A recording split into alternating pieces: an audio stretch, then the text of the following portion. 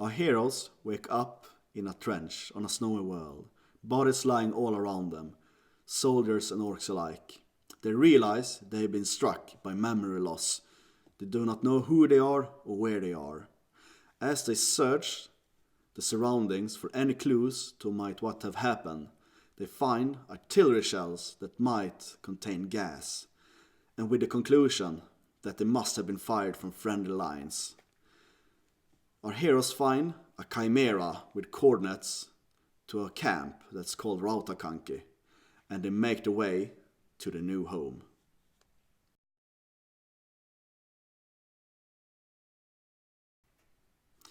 As our heroes prepare themselves to rescue a downed Imperial commander, a sergeant from another platoon sneaks by, asking for a favor to retrieve a weapons cache from that sector. By the time our heroes arrive at the crash site, they find themselves surrounded by enemy rebels, and a fierce firefight breaks out.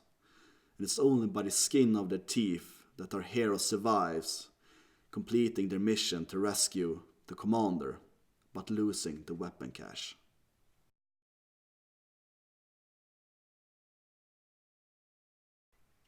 Rebels have sued for peace, and our heroes are tasked to maintain security at the peace talk at the governor's palace.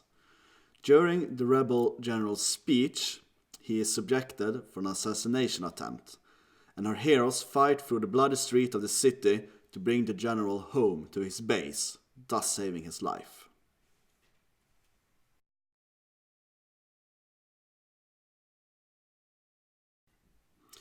Riots occur throughout the city, and our heroes are tasked to strike them down. After a successful assault on enemy strongpoint, they follow the survivors back to what they think is an entrance to an underground base. With support of Inquisitor Greyfox, they enter the subterranean tunnels and find themselves staring into an underground city filled with gene-stealer hybrids. As they retreat for their lives, they find themselves in a cellar under the Governor Palace.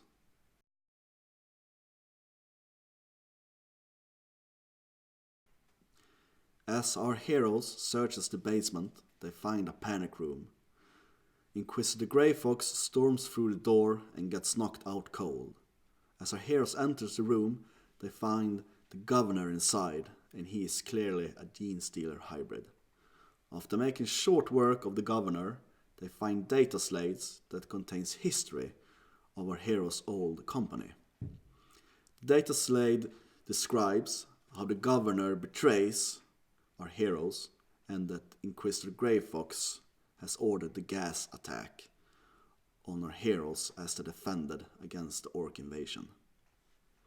After escaping the governor's palace in a truck, the Inquisitor wakes up, and our heroes decide that he must pay for his crimes and tries to kill him, but failing utterly.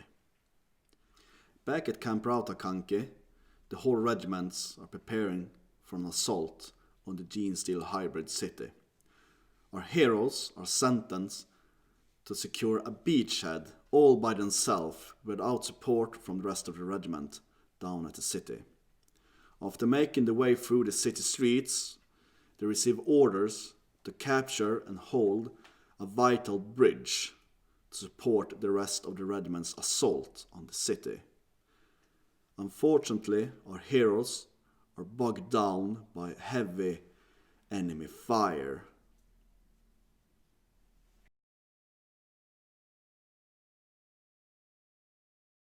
In the middle of nowhere, 8 Imperial stormtroopers are observing an enemy encampment that is located next to a small lake. But before they can begin their attack, they receive words that a Death Strike missile has been stolen by sneaky orcs. The new mission: retrieve the weapon. After killing all the orcs, the stormtroopers search the Death Striker's launch data and find that the launch sequence has been set to strike the lake. After contacting the command, they receive new orders to search the immediate area around the lake. By doing so, they find an entrance that leads to to an underground city. After a long talk with command, they receive orders to assault and secure a house next to a bridge. After stormtroopers have successfully assaulted and killing everyone inside the house, they receive a new briefing that the whole regiment is assaulting the city and the stormtrooper needs to hold the bridge. Alternative, make a distraction so that the regiment can move over the bridge and assault further into the city.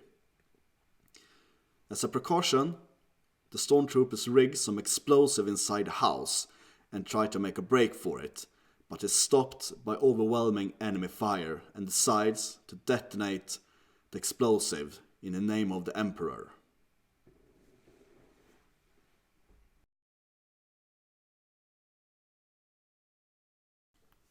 Our heroes are bogged down by heavy enemy fire as orders come down from the Voxcaster telling them to attack an enemy antenna deeper inside the city. By sheer luck, a large building just across the bridge explodes, making a good distraction. Our hero charges over the bridge through dust and debris deeper inside the city.